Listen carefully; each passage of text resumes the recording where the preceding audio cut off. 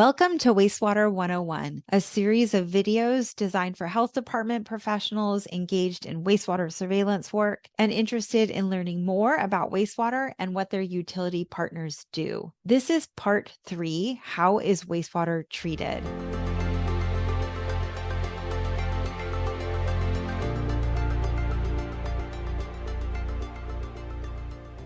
I'm Anna Marotra, Director of the Wastewater Surveillance Program at the Water Environment Federation, or WEF. And I should note that development and production of this material was made possible through funding from the U.S. CDC to WEF under Cooperative Agreement CK20-2003. And this material is solely the responsibility of WEF and does not necessarily represent the official position of CDC.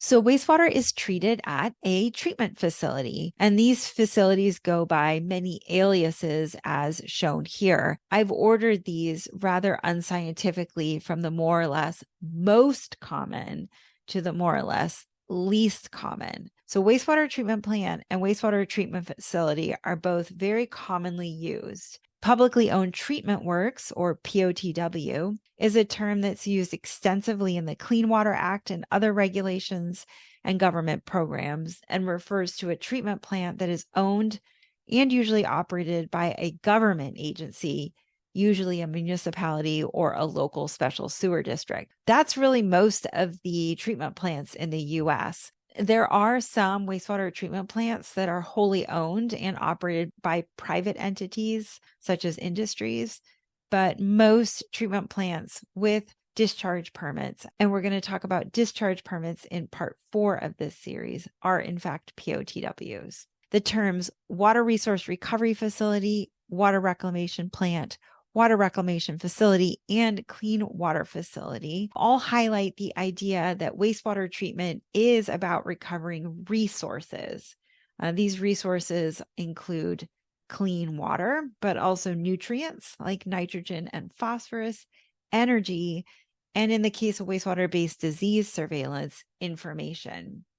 So water resource recovery facility, or WRF, is the term of choice at WEF, although I am still in the habit of using wastewater treatment plant. Sewage treatment plant, or STP, is a bit outdated, but you might still see it in some of your utility partner facility names. So one utility may own and usually operate many wastewater treatment plants, or they may own and operate one wastewater treatment plant. It just really depends. The one alias you're not seeing on this list is water treatment plant, or WTP. Those are the plants that take what's called raw water from a river or a lake usually, and then treat it through a series of processes before distributing it in a network of pipes that conveys that drinking water to homes and institutions. Okay, so let's talk a little bit more about what's involved in wastewater treatment.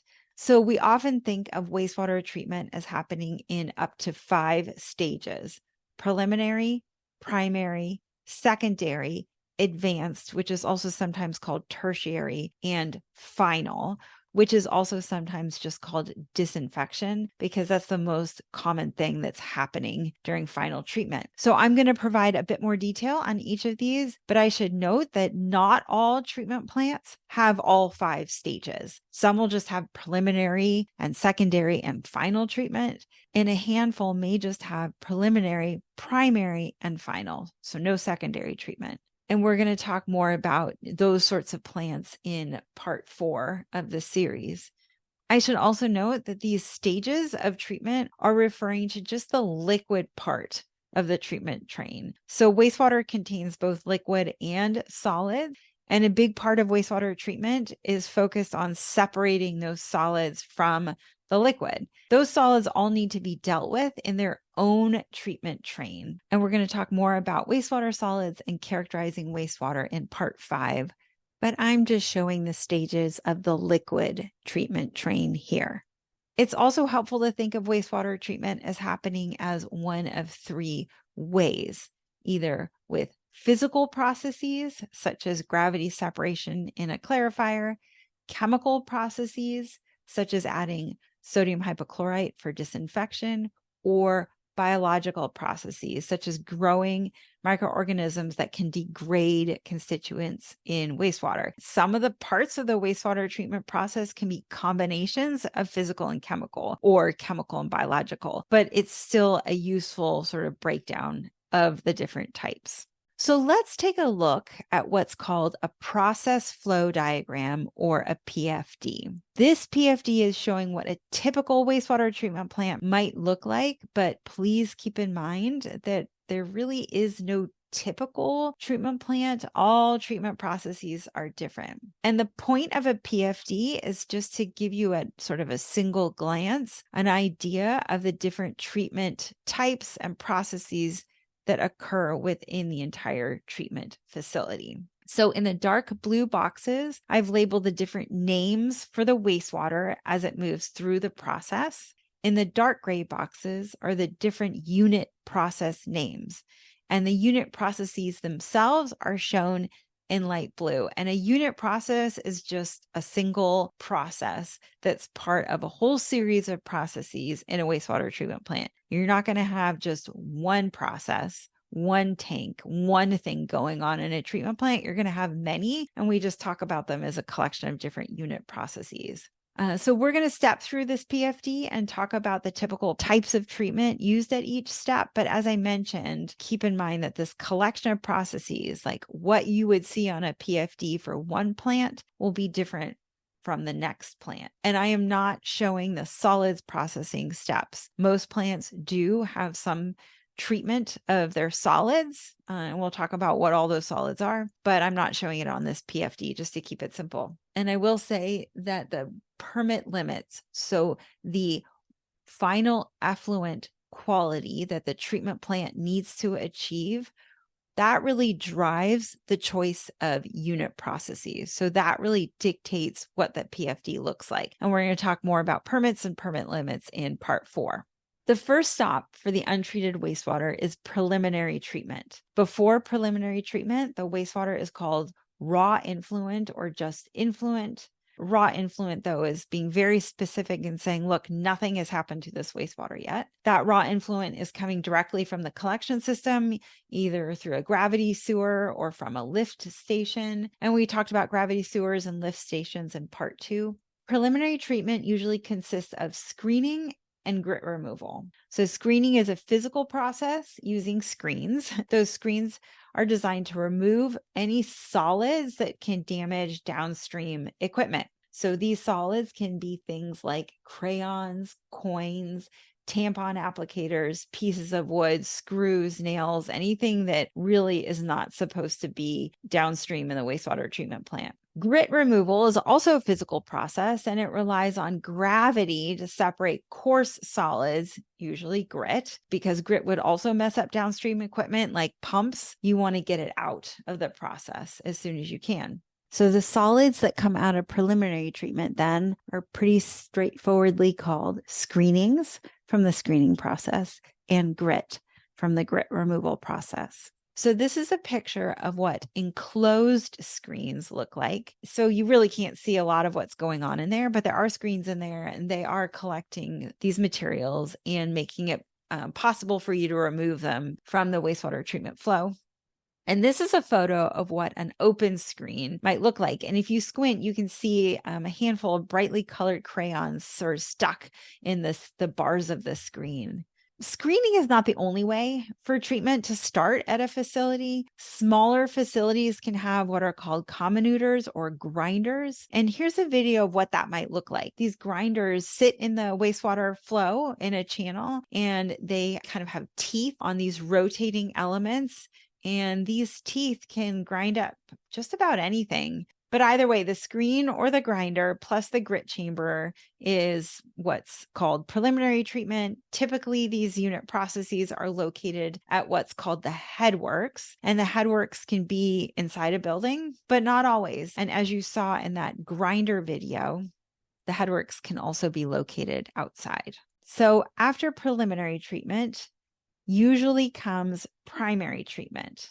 But I should say that not all plants, especially some smaller ones, have primary treatment, but most do. So Primary treatment relies on primary sedimentation in what are called primary settling tanks or primary clarifiers. So again, this is a physical process that relies on gravity to separate out some solids that are not quite as easy to settle as grit, but are still possible to settle out before you get into downstream treatment processes. These primary clarifiers are just tanks that can be rectangular or round. They can be covered or uncovered.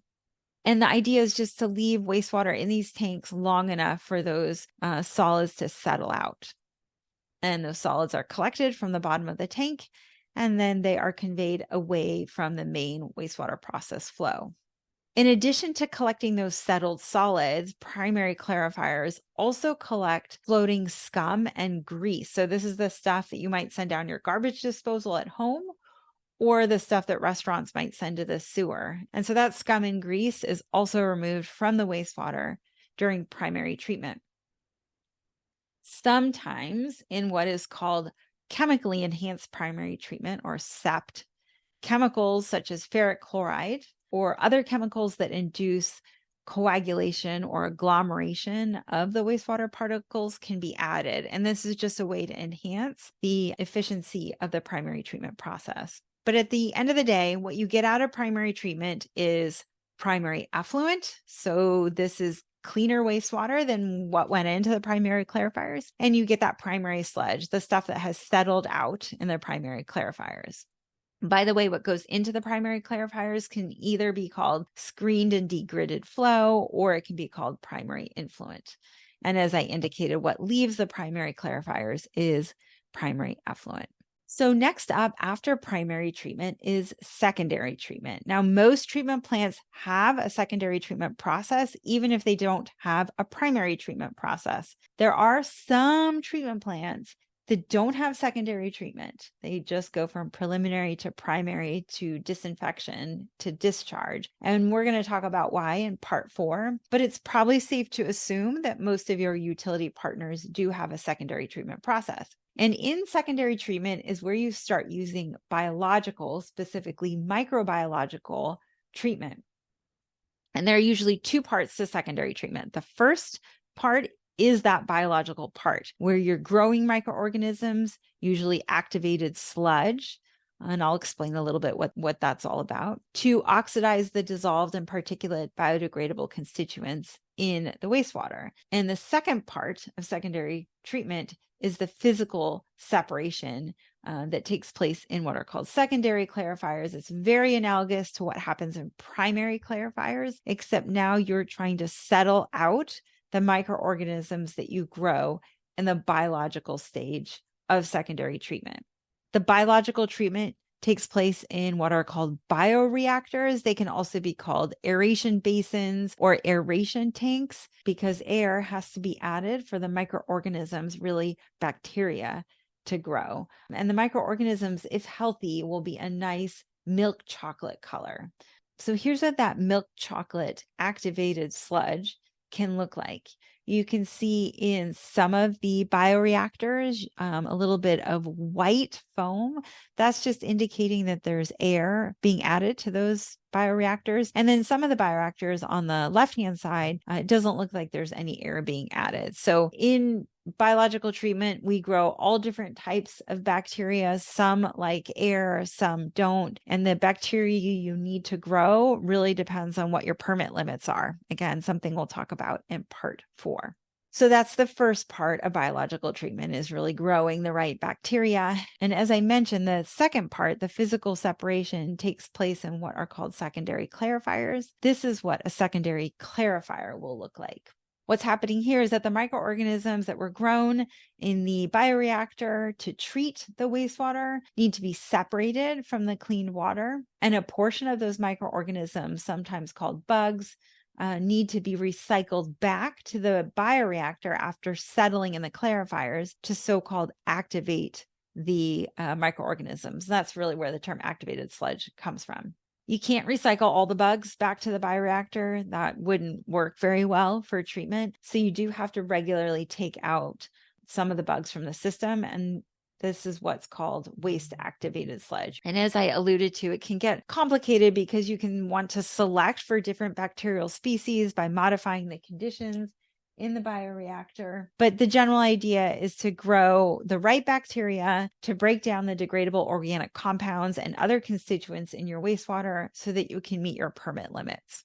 In addition to the bacteria actively consuming degradable compounds or actively taking up things like, say, nutrients to grow, some things are removed in wastewater treatment because they like to stick to the surfaces of the bacteria, and then they get removed during secondary clarification. And this is likely the case for virus particles, for example, also likely for metals. Secondary clarifiers are nearly always round, and they tend to look like this, and the water in them looks pretty clean compared to what's in the bioreactor or the primary clarifiers, or certainly in the raw influent. So I want to talk about advanced and final treatment only briefly. Advanced treatment is only needed to meet certain permit limits. So most treatment plants do not have advanced or tertiary treatment unit processes added on after secondary treatment. And advanced treatment gets really complicated because there can be a wide range of different types of unit processes utilizing physical and or chemical processes, sometimes biological processes that rely on things like mass transfer, filtration, or transformation to remove residual particulate and dissolved constituents that aren't easily removed in secondary treatment. So here's just one example of one type of advanced treatment. It's a cloth media filter system designed to enhance phosphorus removal. And final treatment, as I mentioned before, is sometimes just called disinfection because that's more likely than not the main thing that's happening during final treatment. So chlorine, either as chlorine gas or increasingly as sodium hypochlorite, aka bleach, is the most common disinfectant used during wastewater treatment. But there are other chemical disinfectants that are used, and UV radiation is also increasingly common. And this is a not so fabulous photo of a UV disinfection process at a wastewater treatment plant. And just keep in mind that disinfection is not called sterilization because you're not trying to sterilize the wastewater. You just need to inactivate enough of the indicator organisms. And we're going to talk about indicator organisms in parts 4 and 5 of this series. So we've gone from preliminary to primary to secondary to advanced to final treatment. And we've transformed raw influent to screened and degraded flow, or primary influent to primary effluent to secondary effluent and final effluent. In the process, we have generated screenings. Those are the things that come off the screens. We've generated primary sludge, and we've also generated waste-activated sludge. So again, I'm not going to go into any detail about how those solids streams are managed, but it is a big part of what wastewater treatment facilities do. So one more thing about the PFD. In this version, I've added little green beakers. It's some of the more common locations where chemicals, so this can be metal salts, iron salts or aluminum salts, polymers, or bases such as sodium hydroxide or magnesium hydroxide can be added to the treatment process. And then the other thing I'm showing in those little squiggly dark red brown lines are where side streams can be added to the treatment process. So what is a side stream? Well, I've talked a lot about how, during wastewater treatment, a lot of what you're doing is separating liquids from solids. So you've got to manage the solids, right? And I haven't told you anything about how solids are managed, and they are often further treated and processed on site. In that treatment and processing of those solid streams, the treatment facility will generate what's called side streams. So an example can be overflow from a gravity thickener. Another example can be centrate from a centrifuge. Again, don't worry about what those things are, but the point is you're taking the solids, you're further processing them on site at your treatment facility, and now you've got some kind of concentrated water, a side stream that you've got to deal with. The most common way of dealing with that side stream is just to send it back to the front of the treatment process. So why is it helpful to know that there are side streams that are chemical addition points? Well, because depending on where your utility partner is taking the sample for your wastewater surveillance program, that sample could have the impacts of chemicals in it, and it could have the impacts of side streams in it. So it's just helpful to know what really is being added upstream of that wastewater surveillance sampling location. The one thing I'm not showing anywhere on my PFD is what's called an equalization basin or EQ basin. These are large tanks that are used to equalize the flow so that the treatment process doesn't have to treat the absolute peak flow that shows up at the head of the plant. Most wastewater treatment plants do not have EQ basins upstream of the headworks, but some do. And so it's always helpful to just confirm that your utility partner does not have an EQ basin. Why is this helpful? Well, just like we talked about in part 2 with upstream storage in the collection system, an EQ basin will preferentially retain solids relative to the liquids. And because many of your wastewater surveillance targets, nucleic acid targets, do like to associate with the solids in untreated wastewater, that EQ basin can also sort of preferentially retain your wastewater surveillance targets. So you just want to know if there's an EQ basin upstream that can be confounding your results. Again, most treatment plants do not have EQ basins. I should say most POTWs don't have EQ basins. Most industrial treatment plants do, but that's not really where you're going to be sampling. I thought it would be fun to take a bird's eye view of a treatment plant so that next time you're in a plane and it's a clear day and you can see down to the ground surface, you can keep an eye out for a treatment plant and see if you can pick out the different parts of the treatment process. So this is an example of a treatment plant in central Massachusetts. It's the Upper Blackstone Clean Water Facility. Again, it's a clean water facility. It's not a water treatment plant. It's a pretty big plant. It's got a 43 MGD average daily flow, or ADF. And we talked about MGD and ADF back in part 1. And looking at this bird's eye view of Upper Blackstone, what you can see is in the upper left-hand corner, the headworks buildings. So this is where the screenings and the grit removal occur. Then you can see a channel that conveys the screened and degritted flow into a battery of primary clarifiers. So these primary clarifiers are rectangular. From primary treatment, then you flow into secondary treatment, which is the combination of these bioreactors. Again, you can kind of see the milk chocolate activated sludge and the 8 circular secondary clarifiers. To the right of these secondary clarifiers, you can see a much smaller tank. That is where chlorine disinfection is taking place. That's the chlorine contact tank.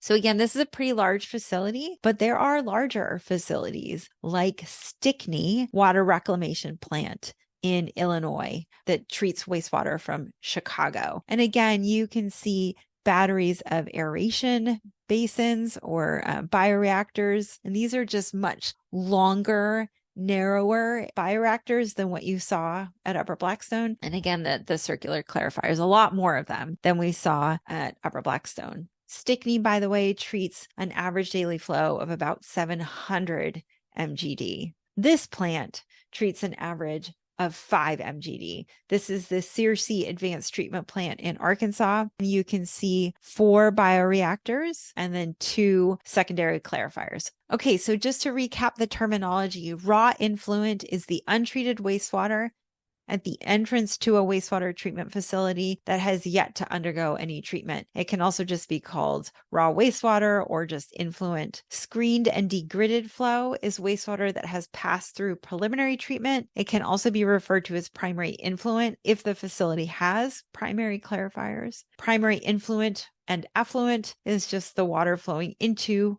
or out of primary treatment. Primary sludge is the settled solids that are removed from primary clarifiers during primary treatment. Secondary effluent is wastewater that has received preliminary, primary if the facility has primary clarifiers, and secondary treatment, but has not undergone any advanced treatment or been disinfected. Final effluent is water that has received full treatment so that it is ready for discharge into a receiving water. It's sometimes just called effluent. But you see now why it becomes important to modify the noun effluent, right? Because you can have primary effluent, you can have secondary effluent, you can have grit chamber effluent. A process flow diagram, or PFD, is a schematic that shows all the unit treatment processes with flows in and out of each treatment process, as well as chemical addition points and other pertinent information. Preliminary treatment is a collection of physical treatment processes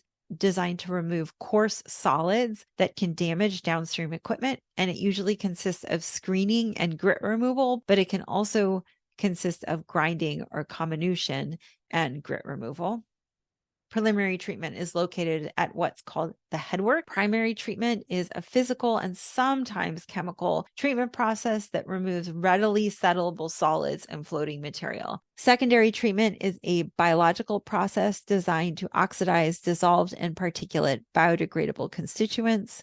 Activated sludge is probably the most common secondary treatment technology, and it relies on recycling settled microorganisms, really settled bacteria, to a bioreactor or aeration tank. Disinfection is a chemical or radiation process that inactivates pathogens in wastewater, but does not sterilize the wastewater. It may be performed seasonally, depending on permit requirements. So here are some questions you might ask your utility partner as it relates to their treatment process so that you can better understand what you're getting in your wastewater surveillance sample. Do you collect a liquid or a sludge sample for wastewater surveillance? You probably already know the answer to this, or the needs of your program will dictate where the sample needs to be collected. If liquid, do you collect it upstream or downstream of screening, upstream or downstream of grit removal, and upstream or downstream of primary treatment? I have heard of cases where treatment plants were collecting wastewater surveillance samples in primary effluent, and that's really not recommended because you're going to lose some of your target signal in the primary sludge. If you're collecting a sludge sample, does it represent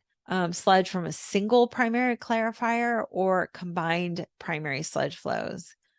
Is there any septage added to your process upstream of where the sample is collected? And we talked about septage back in part 1.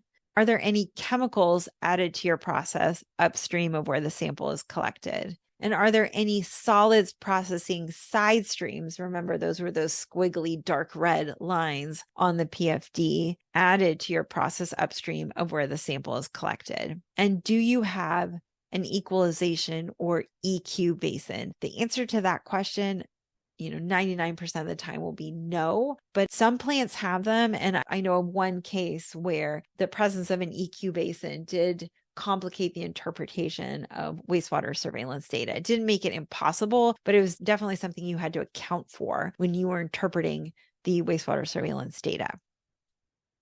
Here are some wastewater treatment resources from WEF.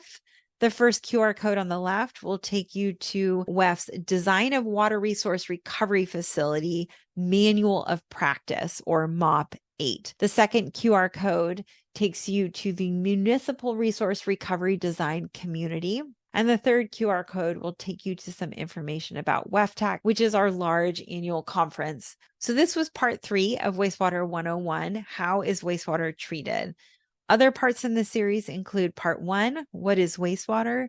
Part 2, how is wastewater collected?